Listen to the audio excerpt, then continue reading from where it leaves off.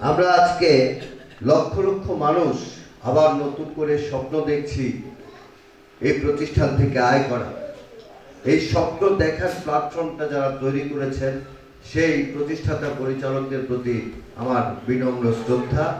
2013 সালে এই প্রতিষ্ঠানটি বন্ধ হয়ে যাওয়ার পর পুনরায় এই প্রতিষ্ঠানটি চালু করার জন্য যারা মেধা, শ্রম, অর্থ দিয়ে এই প্রতিষ্ঠানটার পাশে লেগেছিলেন সেই সকল শেয়ার হোল্ডার, পিএইচডি, এক্সিকিউটিভ তথা ডেস্টিনি পরিবারের সকল সদস্যদের প্রতি। আপনারা নিশ্চয়ই জানেন যে ডেস্টিনি 2000 লিমিটেডের বর্তমান কর্মকাণ্ড বা কার্যক্রম আমরা গুটি কয়েক মানুষ পরিচালনা করলেও মূলত আমাদের এই পরিচালনার শক্তিতে এসেছে মহামান্য হাইকোর্টের একটি আদেশ এবং রায়ের মাধ্যমে।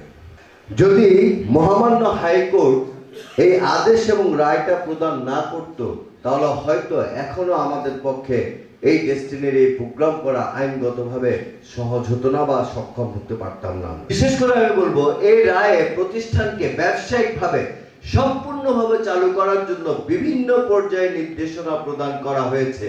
প্রোডাক্ট কোনো ডোরা আরডিসি অন্য কোনো জায়গায় যাবে না, প্রোডাক্ট সরাসরি কুরিয়ার সার্ভিসের মাধ্যমে আপনার বাসায় পৌঁছে দেওয়া হবে ডেস্টিনি 2000 লিমিটেডের মাধ্যমে।